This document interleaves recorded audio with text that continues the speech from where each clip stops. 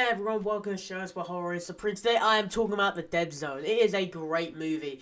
It's made by David Cronenberg, yeah, that David Cronenberg, and it's based on Stephen King's novel of the same name, and the film stars Christopher Walken as Johnny Smith, a schoolteacher who awakens from a coma with psychic abilities that allow him to see into the past and the future of anyone he touches. And the story explores a load of different, powerful themes, and also just how goddamn weird Stephen King is with some of his ideas. But it's pretty good, so let's get into it.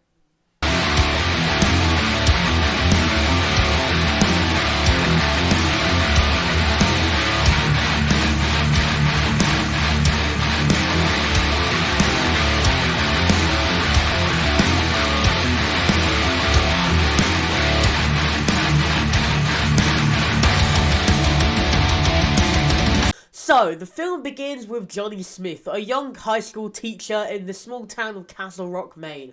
Because, it's Stephen King, it's gotta be in Maine. And he's just leading a pretty good life, to be honest. He teaches literature, he dates a fellow teacher, what a stud.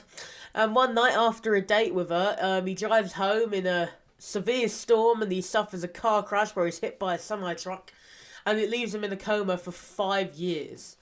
Now, I can't even imagine how, crap that would be to, just think that it was just going to sleep and then you just wake up 5 years later and your life has changed drastically. Because that's what happens. He wakes up to find his life has drastically changed.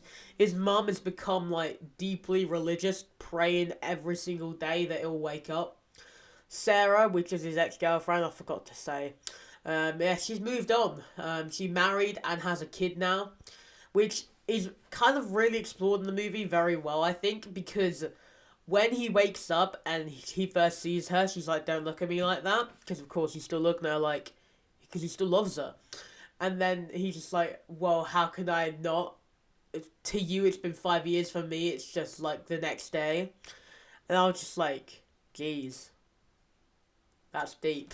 But, yeah, and it's just kind of sad, but He has to go through, a load of rehabilitation and, physiotherapy because he can barely walk.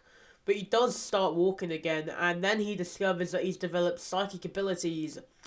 And he first realizes this when he touches a nurse's hand, and he sees that her daughter is trapped in a house fire. And then he's like, your daughter, go, there's still time. And then she has to go save her daughter and get the fire department and the police. It was like the whole bloody police department was out there. It's just a house fire. I think they just need the fire department and probably some therapists for the young girl who almost died. But anyway, apart from that, Johnny begins to come to terms with his abilities. He becomes something of a local celebrity even. It's pretty cool. I think it would be pretty fun to basically be asleep for 5 years and then you wake up and you're suddenly cool or something. Be better than current. But yeah. So he basically is feared by a lot of people, but at the same time a lot of people are like, isn't that the psychic dude? Look at him. You're asleep for 5 years. Get trolled. I don't know. But, yeah. Then he helps the sheriff with some murders because some murders are happening in this town. And he's just like, I've run out of options, man.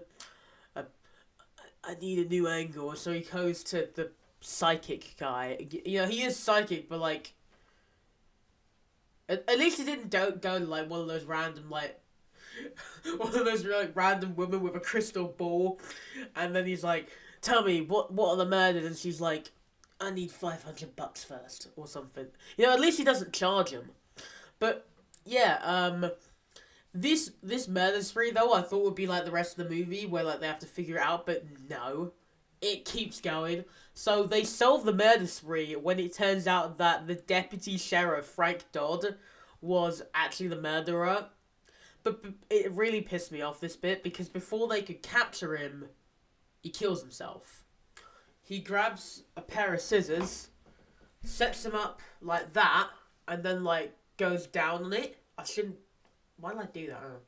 I'm putting back in my pen holder. But yeah, it was just like, geez, like that. What a horrible way to go. But I mean, I would have preferred that he like got caught because like he killed and like assaulted several women at that point. But yeah, Johnny then has to like struggle with the ethical implications of his power because he's like he really wants to some sort of help people, but at the same time he actually gets really drained from his powers because he does explain it in it. His doctor has a theory about it where basically any time that he uses his powers, he gets weaker, and that's why he's not able to walk properly yet. It's kind of smart, you know. You get this cool thing, but at what cost? But yeah. Then Sarah shows up with her son randomly at his house. His dad's out for the day, so that's you know what I'm implying there. But that's exactly what they do. So they put the kid down for a nap. And then they get to it quickly. And when the dad comes back, he's just like, "So what have you guys been doing all day? Bacon." Ah, have you? He knows exactly what they. It's so obvious that the guy knew what they were doing because he looks over at the son. He's just like. But yeah, they then all sat around the table at dinner, and the dad talks about how it's nice to have a family there again because the mom did die. And then Sarah's just like, yeah, yeah.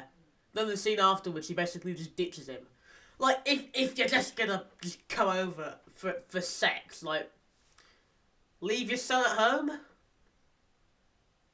Who would have thought? Leave your son with the dad, say you're going out for the day, and just, I don't know, it just seems a bit dumb to, like, go to your depressed ex and give them hope, and then just leave. Because she literally says, this is like a one-time thing, I can't do this. And it's like, you've already just cheated on your husband, you may as well just dump him at this point. But yeah, so Johnny's life is basically all sad again.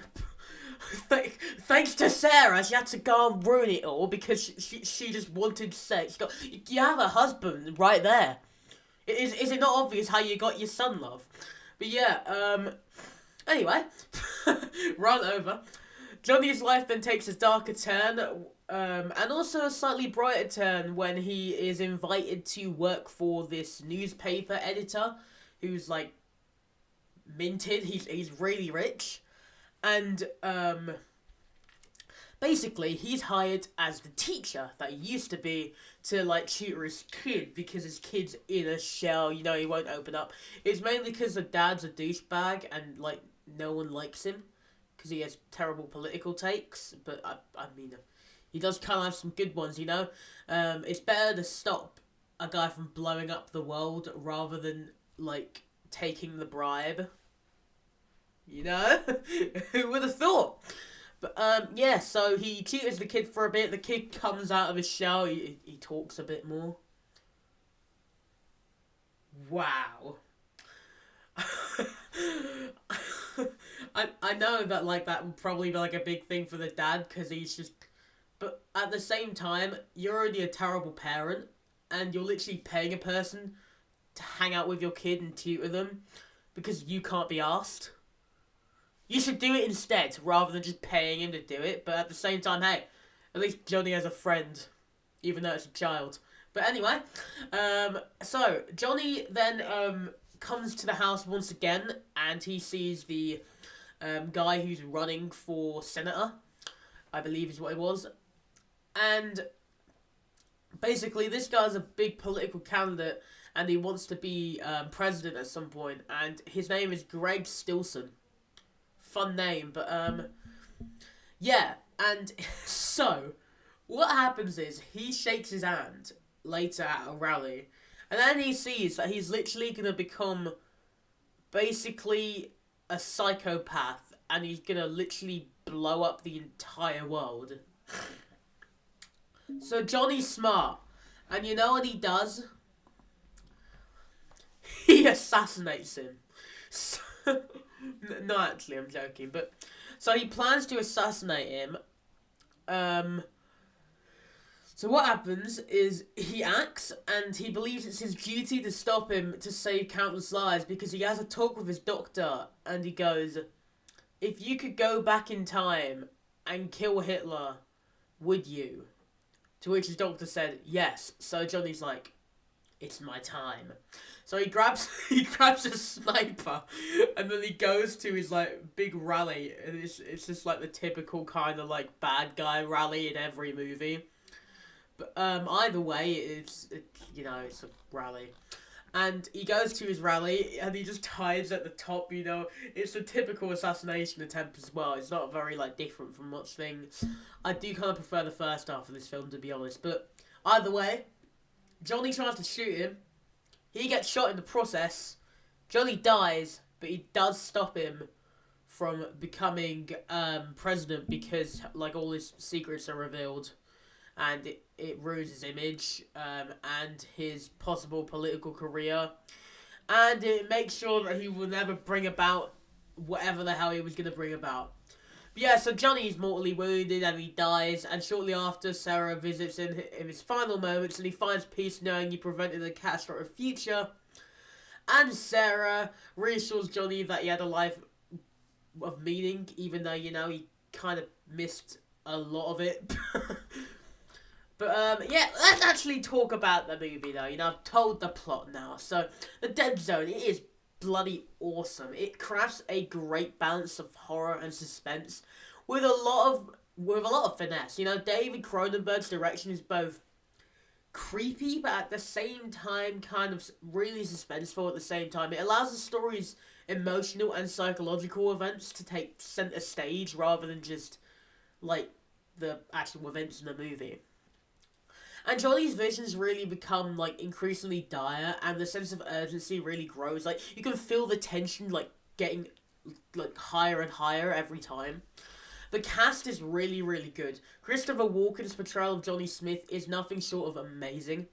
He brings a quiet intensity and vulnerability to the role, along with just his internal struggle, and also just every time he raises his voice at anyone in the movie, you can sense how, like, serious he is. That's what I really like. And the film's atmosphere is really enhanced by its moody cinematography, and it's got a really good score as well. It's kind of like an electronic take on The Shining is kind of what I got from it. And I really enjoyed that score. Overall, though, the film is a really good exploration of, like, psychic abilities. It's very different from, like, any other thing that Stephen King's done with powers, such as Shining and Carrie. It's very different in a way, but at the same time, it's kind of the same. Also, I'm now just realizing that South Park parodied this in that episode where the Eric Cartman decided to, like, pretend to be a psychic to get money off the cops. But, yeah, that's pretty much it for this video. What do you guys think about The Dead Zone? Let me know in the comments below if you have seen the movie. If you haven't seen the movie, I really do recommend go watching it. It's got a great performance from Christopher Walken, and also the movie itself is just really good. Until next time, thank you for watching this video. Subscribe to the channel for more reviews and all of that. If you did like what you see and you want to see some more, click just up here and you can see some more reviews. And until next time, bye-bye.